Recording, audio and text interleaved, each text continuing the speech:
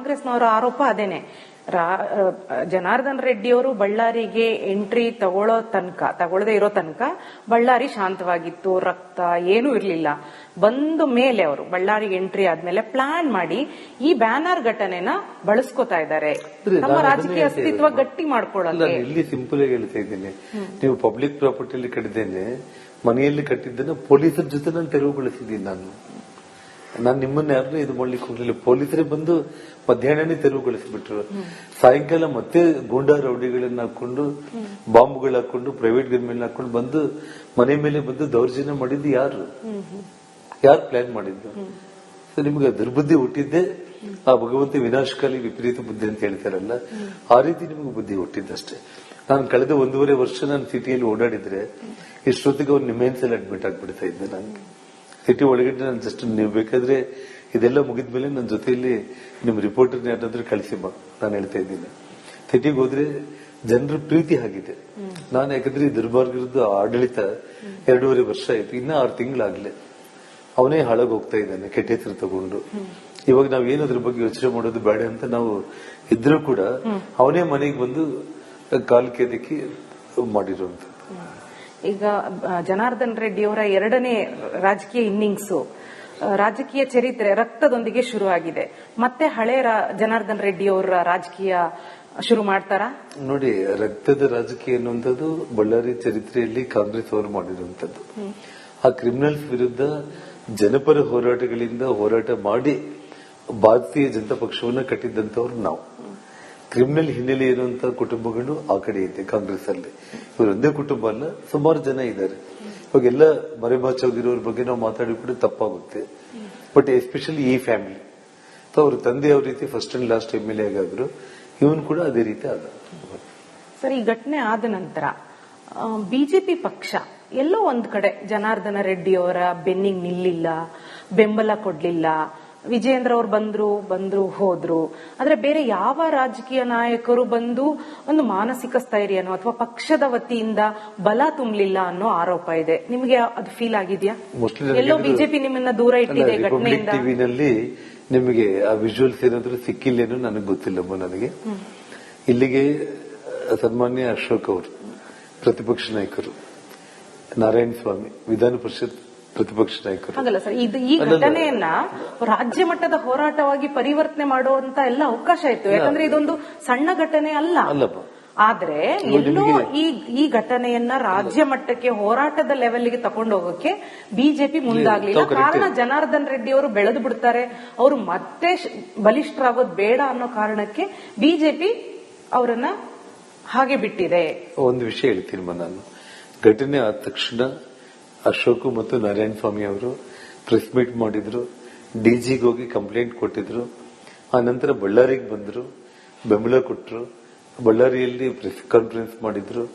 ಸನ್ಮಾನ್ಯ ಪ್ರಹ್ಲಾದ್ ಜೋಶಿ ಕೇಂದ್ರ ಮಂತ್ರಿ ಅವರು ಬೆಂಗಳೂರಲ್ಲಿ ಸ್ಪೆಷಲ್ ಪ್ರೆಸ್ ಕಾನ್ಫರೆನ್ಸ್ ಮಾಡಿದ್ರು, ಹುಬ್ಬಳ್ಳಿಯಲ್ಲಿ ಪ್ರೆಸ್ ಕಾನ್ಫರೆನ್ಸ್ ಮಾಡಿದ್ರು, ಶೋಭಾ ಅವರು ಪ್ರೆಸ್ ಕಾನ್ಫರೆನ್ಸ್ ಮಾಡಿದ್ರು, ಸೋಮಣ್ಣ ಅವರು ಪ್ರೆಸ್ ಕಾನ್ಫರೆನ್ಸ್ ಮಾಡಿದ್ರ ಜೊತೆಗೆ ಬಳ್ಳಾರಿಗೆ ಬಂದೋದ್ರು, ವಿಜೇಂದ್ರ ಅವರು ಬಂದೋದ್ರು. ಇನ್ನ ಇದಕ್ಕಿಂತ ನಿಮಗೆ ಪಕ್ಷದ ಕಡೆಯಿಂದ ಸಪೋರ್ಟ್ ಅನ್ನೋದ್ರ ಬಗ್ಗೆ ನೀವು ಯೋಚನೆ ಮಾಡೋಂಗಿಲ್ಲ. ಅಂದ್ರೆ ಪಕ್ಷದ ಬೆಂಬಲದ ಬಗ್ಗೆ ನಿಮಗೆ ಸಮಾಧಾನ ಇದೆ.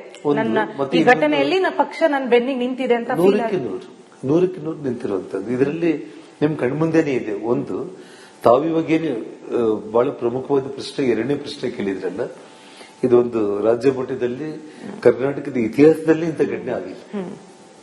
ಕರ್ನಾಟಕದ ಇತಿಹಾಸದಲ್ಲಿ ಇಂಥ ಒಂದು ದೊಡ್ಡ ಹೋರಾಟವಾಗಿ ಅಥವಾ ರಾಜ್ಯಾದ್ಯಂತ ವಿಫಲ ಆಯಿತು ಬಿಜೆಪಿ ಅನ್ಸಲ್ವಾ? ಇದಕ್ಕೆ ಈಗಾಗಲೇ ದಿನಾಂಕ ನಿಗದಿ ಮಾಡ್ತಾ ಇದ್ದಾರೆ. 17ನೇ ತಾರೀಕು ಅಥವಾ ಅದಕ್ಕಿಂತ ಮುಂಚೆನ ರ್ಯಾಲಿ, ಪಾದಯಾತ್ರೆ, ಯಾವ ರೀತಿ ನಮ್ಮ ಹೋರಾಟಗಳು ಇರಬೇಕು ಅನ್ನೋದ್ರ ಬಗ್ಗೆ ನಿನ್ನೆ ವಿಜೇಂದ್ರ ಅವರು ಮತ್ತು ಎಲ್ಲ ಪಕ್ಷದ ಹಿರಿಯರೆಲ್ಲರೂ ಕೂಡ ಮಾತಾಡಿದ್ದಾರೆ. ರಾಧಾ ಮೋಹನ್ ದಾಸ್ ಅಗರ್ವಾಲ್ ನಿರಂತರವಾಗಿ ಫೋನ್ನಲ್ಲಿ ಮಾತಾಡ್ತಾ ಇದ್ದಾರೆ. ಉಸ್ತುವಾರಿ ಅವರು ಪೊಂಗುಲೇಟಿ ಸುಧಾಕರ್ ರೆಡ್ಡಿ ಅವರು ಕರ್ನಾಟಕ ತಮಿಳುನಾಡು ಉಸ್ತುವಾರಿ, ಅವರು ನಿರಂತರವಾಗಿ ಫೋನಲ್ಲಿ ಟಚ್ ಅಲ್ಲಿದ್ದಾರೆ. ಮತ್ತು ಪಕ್ಷ ಈ ಒಂದು ಹೋರಾಟವನ್ನ ಯಾವ ರೀತಿ ಇದನ್ನ ತಗೊಂಡೋಗ್ಬೇಕು ಅನ್ನೋದ್ರ ಬಗ್ಗೆ ಆಲ್ರೆಡಿ ಕೋರ್ ಕಮಿಟಿಯಲ್ಲಿ ಚರ್ಚೆ ಮಾಡಿ ಸಿಬಿಐ ಇನ್ಕ್ವೈರಿಗೆ ಈಗಾಗಲೇ ಡಿಮ್ಯಾಂಡ್ ಮಾಡಿದ್ದಾರೆ 2 days ಬ್ಯಾಕ್. ಸೊ ಹಾಗಾಗಿ ಇನ್ನು ಘಟನೆ ಆಗಿ 8 ದಿನ ಆಗಿದೆ. 8 ದಿವಸದಲ್ಲಿ ಎಲ್ಲರೂ ಬಂದು ಹೋಗಿದ್ದಾರೆ, ಮಾತಾಡ್ತಾ ಇದ್ದಾರೆ.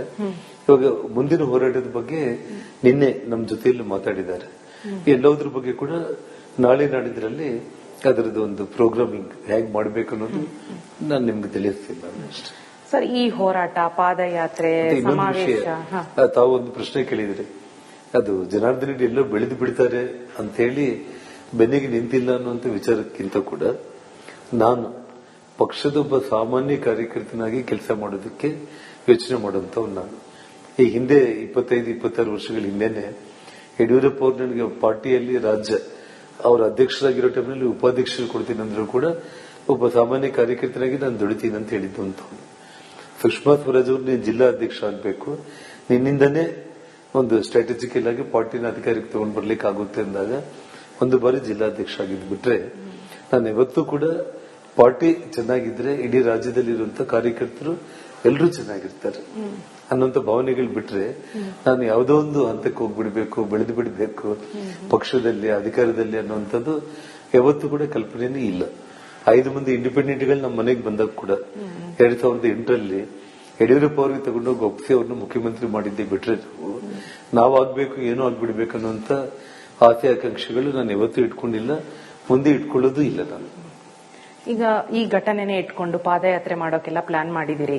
ಅದು ಪಕ್ಷದ ವತಿಯಿಂದ ನಡೆಯುತ್ತಾ ಅಥವಾ ಜನಾರ್ದನ ರೆಡ್ಡಿ ಅವರು ವೈಯಕ್ತಿಕವಾಗಿ ಮಾಡುವಂತ ಪಾದಯಾತ್ರೆನ?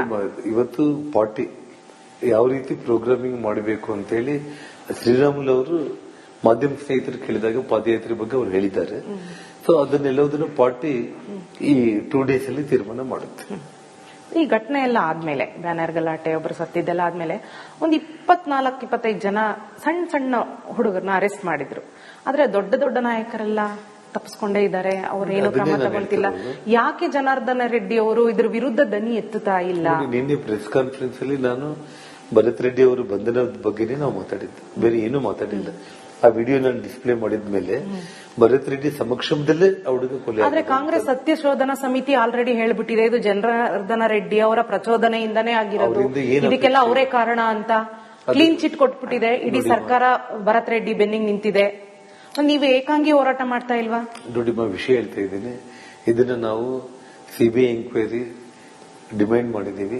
ಸರ್ಕಾರ ಕೊಡುತ್ತೇನಾ ಅಥವಾ ಲೀಗಲ್ ಆಗಿ ಇದನ್ನ ಹೇಗೆ ಫೈಟ್ ಮಾಡಿ ಸಿಬಿಐ ಅವರು ಎಂಕ್ವೈರಿ ಮಾಡೋವರೆಗೂ ನಾವು ಹೋರಾಟ ಮಾಡೋದನ್ನ ಬಿಡೋ ಪ್ರಶ್ನೆನೇ ಇಲ್ಲ. 100ಕ್ಕೆ 100 ಸಿಬಿಐ ಎಂಕ್ವೈರಿ ಆಗೋದಕ್ಕೆ ಏನೆಲ್ಲ ಮಾರ್ಗಗಳಿದೆ ಆ ಎಲ್ಲ ಮಾರ್ಗಗಳಲ್ಲಿ ನಾವು ಹೋರಾಟ ಮಾಡೇ ಮಾಡ್ತೀವಿ. ಜೊತೆಗೆ ಪಕ್ಷ 1-2 ದಿವಸಗಳೆಲ್ಲ ಅವ್ರು ಏನು ಹೋರಾಟದ ರೂಪರೇಷೆಗಳನ್ನ ಅವರು ನಮಗೆ ಕೊಡ್ತಾರೆ, ಅದ್ರ ಪ್ರಕಾರ ನಾನು ಮಾಡ್ಕೊಂಡು ಹೋಗ್ತೀನಿ. ನೀವು ಹೇಳಿದ್ರಿ ಸತೀಶ್ ರೆಡ್ಡಿನ ಸೇಫ್ ಮಾಡಿದ್ದಾರೆ ಪೊಲೀಸ್ನವರು, ಭರತ್ ರೆಡ್ಡಿನ ಸೇಫ್ ಮಾಡಿದ್ದಾರೆ. ಇವ್ರನ್ನೆಲ್ಲ ಅರೆಸ್ಟ್ ಮಾಡ್ತಾರೆ ಅನ್ನೋ ಭರವಸೆ ಇದೆಯಾ ನಿಮಗೆ? ಇವ್ರ ವಿರುದ್ಧ ಕ್ರಮ ಆಗುತ್ತೆ ಅನ್ನೋ ಭರವಸೆ ಇದೆಯಾ ನಿಮಗೆ? ಅದಕ್ಕೆ ನಾನು ನಿಮಗೆ ಹೇಳಿದ್ದು, ಈ ರಾಜ್ಯದ ಉಪಮುಖ್ಯಮಂತ್ರಿ ಡಿ.ಕೆ. ಶಿವಕುಮಾರೇ ನಾನು ಅವ್ರ ಬೆನ್ನಿಗಿದ್ದೀನಿ ಅಂತ ಹೇಳಿದ್ಮೇಲೆ ಪೊಲೀಸರು ಇವಾಗ ಮತ್ತೆ ಹೊಸ ಎಸ್ಪಿನ ಡಿಪ್ಯೂಟ್ ಮಾಡಿದ್ದಾರೆ. ಅವರೊಬ್ಬ ಮಹಿಳಾ ಅಧಿಕಾರಿ, ಒಬ್ಬ ಐಜಿ ಹೊಸೊಬ್ಬರು ಬಂದಿದ್ದಾರೆ. ಆ ಇಬ್ರು ತುಂಬಾ ಖಡಕ್ ಅಧಿಕಾರಿಗಳಂತೇಳಿ ಮಾಧ್ಯಮಗಳಲ್ಲಿ ಬರ್ತಾ ಇದೆ. ಇನ್ನು ಅವರು ನಿನ್ನೆ ಚಾರ್ಜ್ ತಗೊಂಡಿದ್ದಾರೆ. ಅಟ್ಲೀಸ್ಟ್ ನಾವು ಇವತ್ತು ನಾಳೆ ನಿನ್ನೆ ಬಂದು ಅವರೆಲ್ಲ ಸ್ಥಳ ಪರಿಶೀಲನೆ ಎಲ್ಲ ಮಾಡಿಕೊಂಡು ಹೋಗಿದ್ದಾರೆ. ಮತ್ತೆ ಅವರು ಬಂಧನ ಮಾಡ್ತಾರ ಇಲ್ಲ ಅನ್ನೋದನ್ನು ಕೂಡ ನಾವು ನೋಡ್ತೀವಿ. ಮತ್ತು ಸಿಬಿಐ ಎಂಕ್ವೈರಿಗೆ ಸಿಟ್ಟಿಂಗ್ ಹೈಕೋರ್ಟ್ ಜಡ್ಜ್ ಕಡೆಯಿಂದ ಎಂಕ್ವೈರಿ ಆಗ್ಬೇಕಂತ ಈಗಾಗಲೇ ನಾವು ಡಿಮ್ಯಾಂಡು ಮಾಡಿದ್ದೀವಿ. ಸೊ ಮತ್ತೆ ಮುಂದಿನ ಹೋರಾಟ ಪ್ರಾರಂಭ ಆಗುತ್ತೆ. ಮತ್ತೆ ಇದರಲ್ಲಿ ಸತೀಶ್ ರೆಡ್ಡಿ ಅವನು ಆರಾಮಾಗಿದ್ದಾನೆ. ನಾನು ನಿಮಗೆ ವಿಡಿಯೋ ತೋರಿಸಿದ್ದೆ, ಅವನು ಈಗಂದಿದ್ದಾನೆ. ನಿಮಗೆ ಗಲಾಟೆ ಆಗಿದ್ದು 1 ಅವರಲ್ಲೇ ಅವನು ಇಲ್ಲಿಂದ ಆಂಬುಲೆನ್ಸ್ ಅಲ್ಲಿ ಬೆಂಗಳೂರಿಗೆ ಎತ್ಬಿಟ್ಟಿದ್ರಲ್ಲ, ಅವನ್ ಯಾಕೆ ಬಂಧನ ಮಾಡ್ತಾ ಇಲ್ಲ? ನಮ್ಮ ಹುಡುಗರಿಗೆ 6, 8, 14 ಒಲೆಗಳು ಬಿದ್ದು ತಲೆಯೆಲ್ಲ ಸೀಳೋಗ್ಬಿಟ್ಟಿದೆ. 1 ಅವರಲ್ಲಿ ಅವ್ರಿಗೆಲ್ಲ ಕಂಪ್ಲೀಟ್ ಒಲೆಗಳಾಗ್ಬಿಟ್ಟು ಟ್ರೀಟ್ಮೆಂಟ್ ಮಾಡಿ ಫೋರ್ಸಿಬ್ಲಿ ಅವ್ರಿಗೆ ತಲೆ ತಿರುಗ್ತಾ ಇದೆ ಅಂದ್ರೂ ಕೂಡ ಅವರೆಲ್ಲರನ್ನೂ ಕೂಡ ಹೊರಗಡೆ ತಳ್ಳಿ ನೀವು ಹೋಗಿ ಪ್ರೈವೇಟ್ ಆಸ್ಪತ್ರೆಯಲ್ಲಿ ತೋರಿಸ್ಕೊಳ್ಳಿ ಅಂತ ಹೇಳಿದ್ರು. ಅವ್ನು ಸತೀಶ್ ರೆಡ್ಡಿನ ಬೆಂಗಳೂರಿಗೆ ತಗೊಂಡೋಗಿ ಅಲ್ಲಿ ಬಚ್ಚಿಟ್ಬಿಟ್ಟಿದೆ ಸರ್ಕಾರ. ಅವನ್ನ ಅರೆಸ್ಟ್ ಮಾಡ್ತಾ ಇಲ್ಲ. ಇಷ್ಟೆಲ್ಲ ಎವಿಡೆನ್ಸ್ ಗಳಿದ್ರು ಕೂಡ ನನ್ನ ಮೇಲೆ ದಾಳಿದ್ದು. 2ನೇದು ಭರತ್ ರೆಡ್ಡಿ ಸಮಕ್ಷಮದಲ್ಲಿ ರಾಜಶೇಖರ ರೆಡ್ಡಿ ಡೆತ್ ಆಗಿದ್ದು, ಅವನ್ನ ಈ ಕ್ಷಣದವರೆಗೂ ಅರೆಸ್ಟ್ ಮಾಡ್ತಾ ಇಲ್ಲ. ಅರೆಸ್ಟ್ ಮಾಡೋವರೆಗೂ ಕೂಡ ನಾವು ಬಿಡೋ ಪ್ರಶ್ನೆನೇ ಇಲ್ಲ. ನಮ್ಮ ಹೋರಾಟ ಅವ್ರೇನಾದ್ರೂ ಇದೇ ರೀತಿ ಮೀನಾಮೇಷಗಳೇನಾದ್ರೂ ಲೆಕ್ಕಾಚಾರ ಮಾಡ್ತಾ ಕುತ್ಕೊಂಡ್ರೆ ಇದು ರಾಜ್ಯ ಮಟ್ಟದಲ್ಲಿ ಇದು ಯಾವ ಮಟ್ಟಕ್ಕೆ ಹೋರಾಟ ತಗೊಂಡೋಗ್ಬೇಕೋ ತಗೊಂಡೋಗುತ್ತೆ ಪಕ್ಷ.